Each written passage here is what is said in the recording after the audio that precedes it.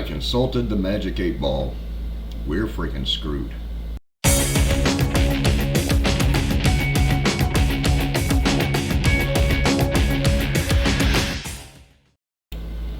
Welcome to the Opinionated Prepper. I'm Steve. And I'd like to try to paint a picture for you. If you need any reason to start prepping, any reason to ramp up your prepping, homesteading, moving to the middle of Alaska and trading in moose antlers, this would be one thing for you, for you to learn. Sorry, it's terrible, boy. I'm racking my brain, but this would be one thing for you to learn to just cause you to get the hell out. This is terrible, and I can't really explain it in really good terms. Macro is not my thing. I deal on a little local community thing. I don't like banks. I do not use my credit unless it's more or less to maintain credit, you know, all of that. So this is kind of a new thing. I always thought that I had a pretty good grasp on the dollar and how things work and blah blah blah, but researching things about the dollar and about macro to make this video made me want to develop a drinking habit again. The things I do for you people. So I'll tell you what, show me a little bit of love, a little bit of gratitude. Like, share, and subscribe, man. This was just a terrible thing. I think this is a one and done, and I'm not even going to offer advice in later videos. But imagine, if you will, there's a company, a really big company, and it goes under because of a worldwide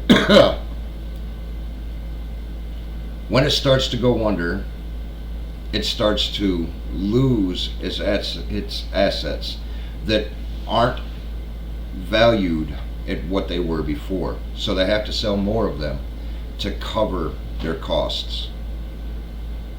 Groups that are closer to them and have more of a local interest will seize that stuff first.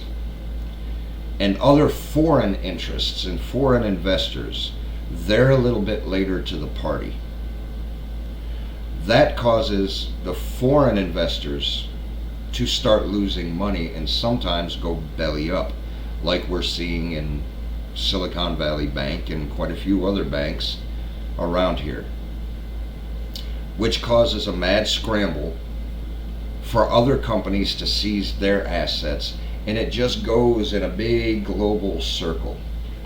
But while you're seeing all of these huge corporations and commercial banks trying to pick the bones of everything, and you see governments trying to hurry up and do a cleanup on aisle 5, what you're really not seeing is the impact on a personal level. Now you take Evergrande Bank and their protection for bankruptcy, and over the last couple of years, you know, missing payments and defaulting on loans and interest payments and such. All right, that means that there's money that we're counting on that we didn't get, so you have to get that money from somewhere else. You know, say you loan somebody $100 and they say they're going to give you $150 back on, or they'll give you $50 on Tuesday, then $50 the next Tuesday, then $50 the next Tuesday. Okay, and then it goes to where all they can do is just cover $50. Sooner or later, they can't afford that $50. Well, what if you needed that $50?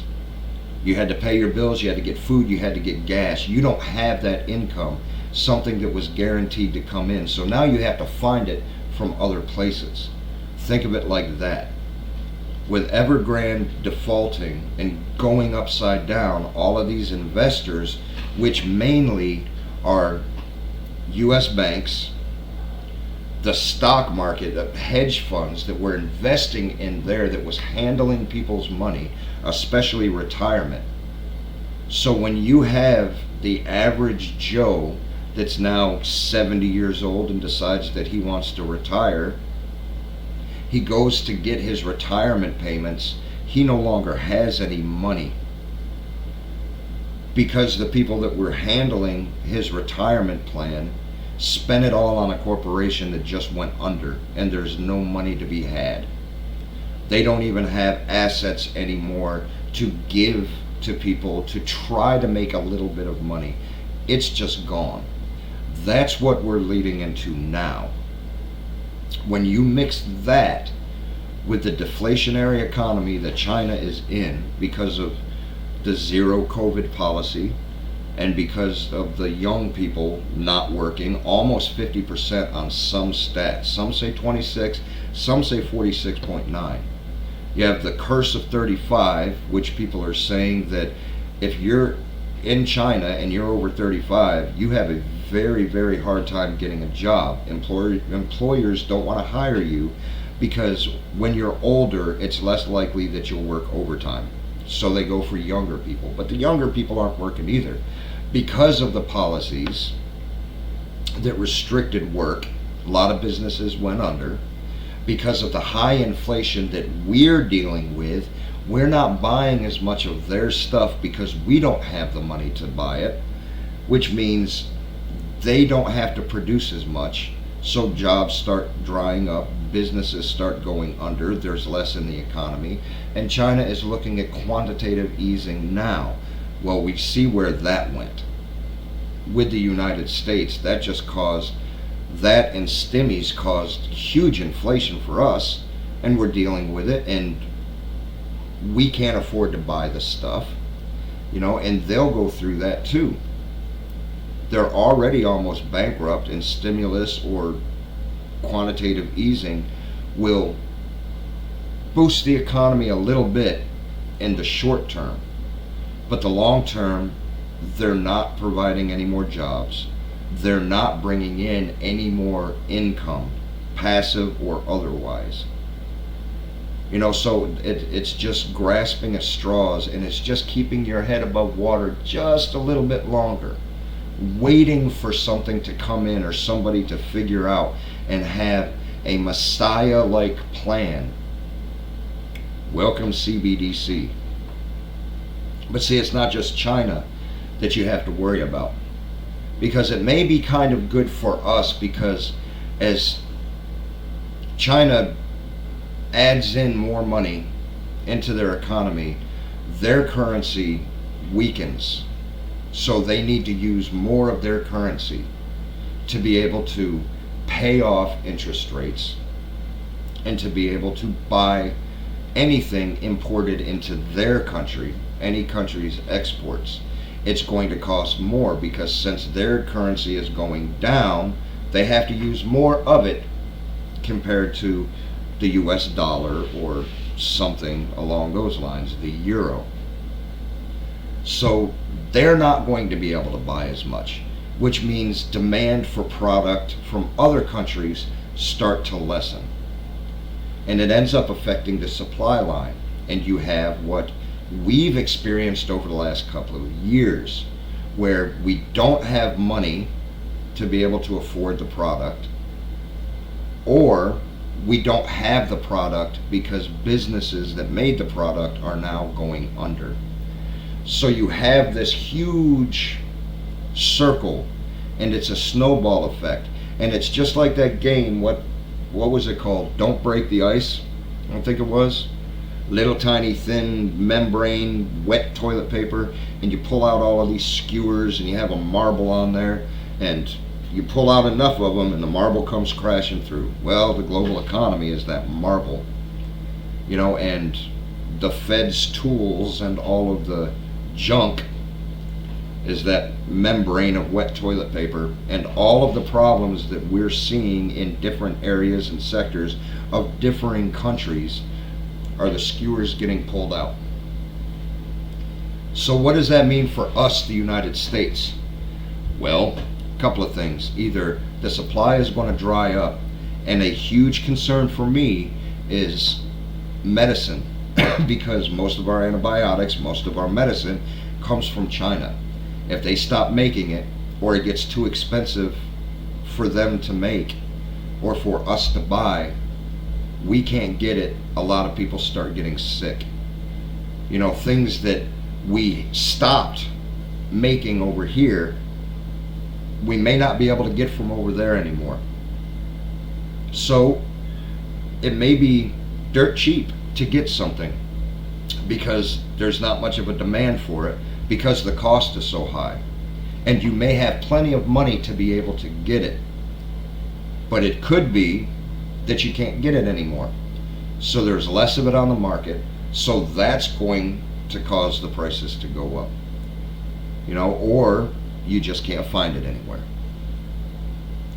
You have to worry about them not being able to afford to import rice. And being from Arkansas, they just started doing business with China, influx of money. But just like the problem with the corn farmers and Mexico not wanting to buy modified corn anymore, the people giving that money and that trade partner is now gone, which means people aren't getting money. And we may have a surplus of rice and everything like that now, you know, but you look at corn, the majority of the corn that we grow in the United States is used for fuel and for feed.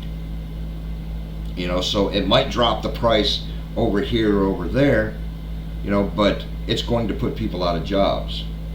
And they're not going to have the money, so next year they're not going to be able to buy their corn, because remember, a whole lot of farmers will get a short-term loan to be able to buy what they need to buy, and at the end of the season, after they harvest and after they sell their crop, then they pay off the loan completely. The banks aren't around anymore. They just went belly up because Evergrande went out of business and they made some poor choices. So there's nobody around to give them loans anymore, so you can't really afford it. And then you have problems with the value of certain commodities that you might have. If their yuan starts lessening and lessening and lessening, and it gets weaker and weaker, people are going to start calling in their debt. They're going to start having margin calls. Well, anybody that deals with the stock knows that when there's margin calls, you're generally made to sell off something of value to be able to cover anything owed. That means that they'll start selling off our debt that they own. As they do that, our dollar will weaken a little bit.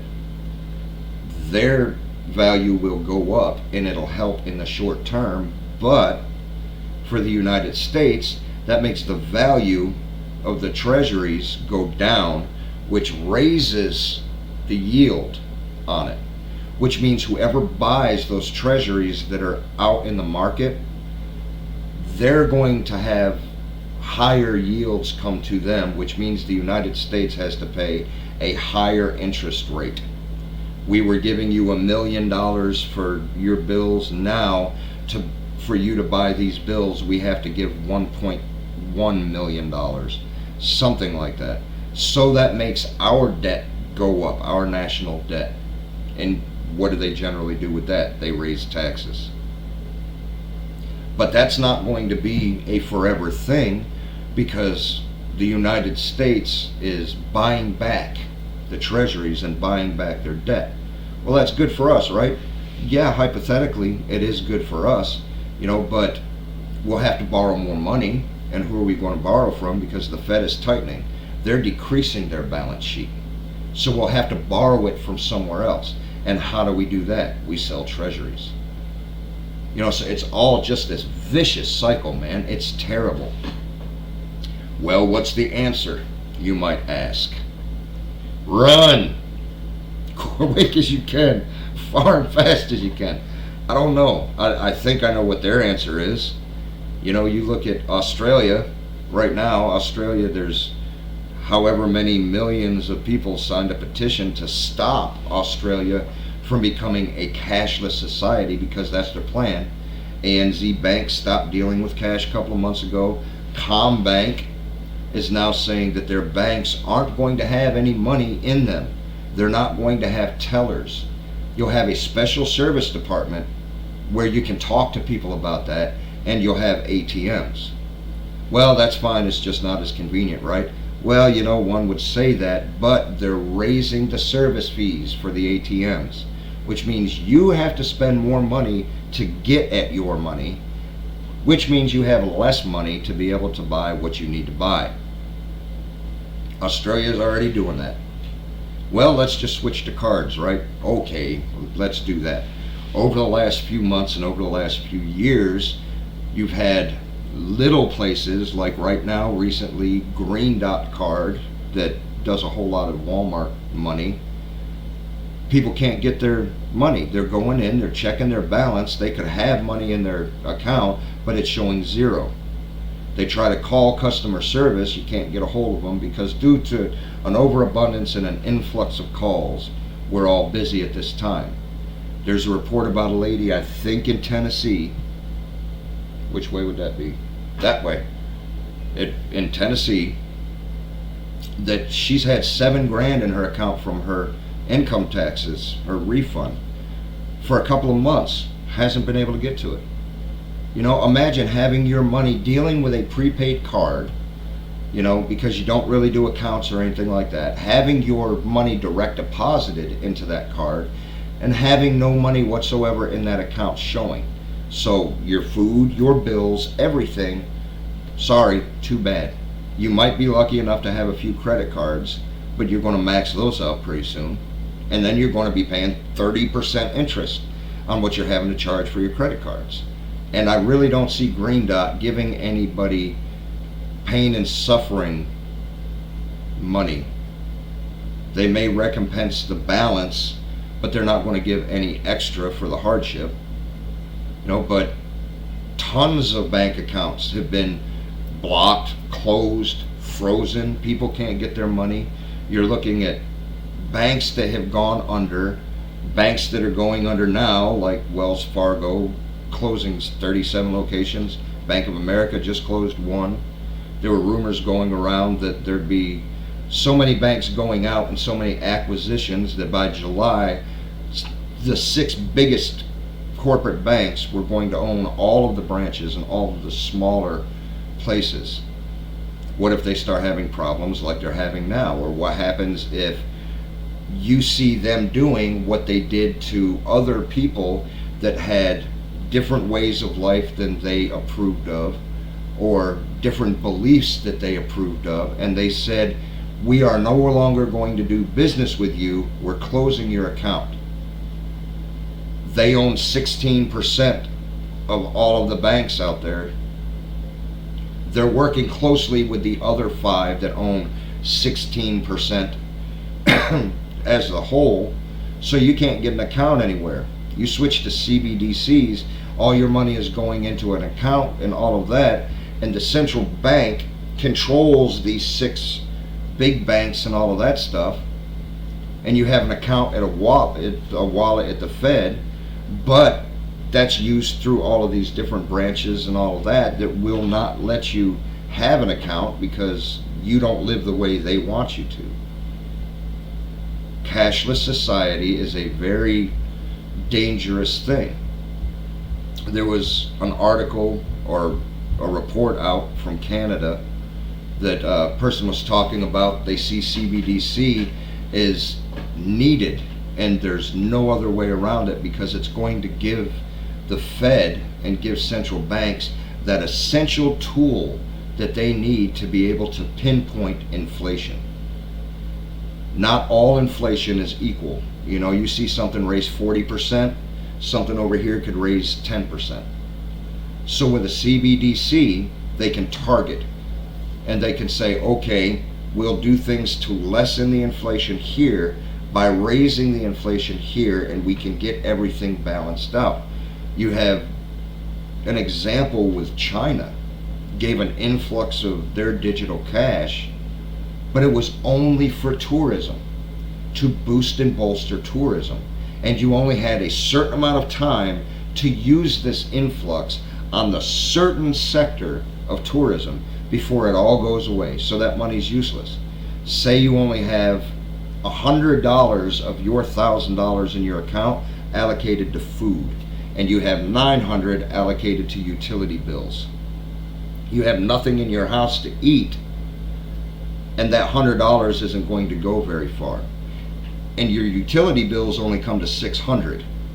So you have $300 left over. You should be able to use the $300 extra to put with the $100. Then you could get $400 in groceries, right? No. It doesn't. It's not going to work that way, because it's going to be dog-eared. It's going to be allocated for this. And if you don't need all of it, then they're going to take it back, and it's just going to expire.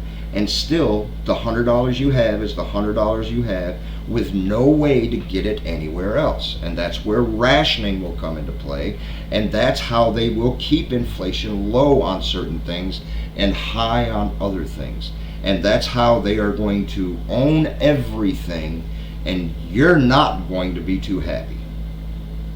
Kind of adverse from what they're advertising with the old WEF. But I want to leave it at that. I don't want to say anything about I'll get into this at a later date. No, I probably won't. It leaves me scratching my head, makes me want to spit. It's a house of cards, and it's about ready to go. So if you can do anything to prepare, try and find somebody and say, hey man, you need your yard mowed. You have a hard time doing it because it costs too much and gas is too expensive, or your mower just broke down or something like that. I have an old-timey reel mower. I'll come and mow your yard if you give me so and so and so and so, or if you do this for me. Try and get back to an old trade and barter of goods and services. Man, pull yourself out of this economy, because it's about to blow up. And the only thing I can see is CBDC. That's it. And once that goes, it's going to be bad, because they're going to need the economy to give the maximum hurt. They're going to want you begging for it. Think about what happened a few years ago. There's so many people that are suffering because of this. We need to develop this, and we need to bypass all the red tape and all the overwatch and all the everything. And we need to move at warp speed to get this rolled out as quick as we can, to save all of these people that are suffering, because we're all going to die. Think about that. People were begging for it, so they did it. And how did it turn out? People will be begging because the hurt will be enormous. We're going to see it bad, because they want people to say, you want it, don't you? You want it? All you have to do is tell me you want it. Come on, how bad do you want it? Oh, we want it bad. It's not a good thing, folks. It's really not. And I see it happening pretty quick. With banks going under, you're not going to have a physical bank to get cash. Stores are going under because they can't get their supply. If they can get their supply, it's more expensive. If they can keep the prices level to where people can afford it, you have a whole bunch of thugs and worthless pieces of crap that are coming and stealing their stuff, so they're shutting down. But they're not shutting down completely. They're moving to online, because with online, you don't have to pay electricity, you don't have to pay extra insurance because people aren't coming into your stores. Don't have to hire a stocker, don't have to hire a cashier, don't have to hire cleaning people to come in and take care of any of that stuff. Don't have to pay a lease for the physical property. Don't have to wake up at 9 o'clock in the morning, work till 10 o'clock at night. You don't have to do anything like that. You can have AI and you can have robotics. Go to a manufacturing or a storage facility, and you don't have to worry about overhead. All you have to do is drop ship.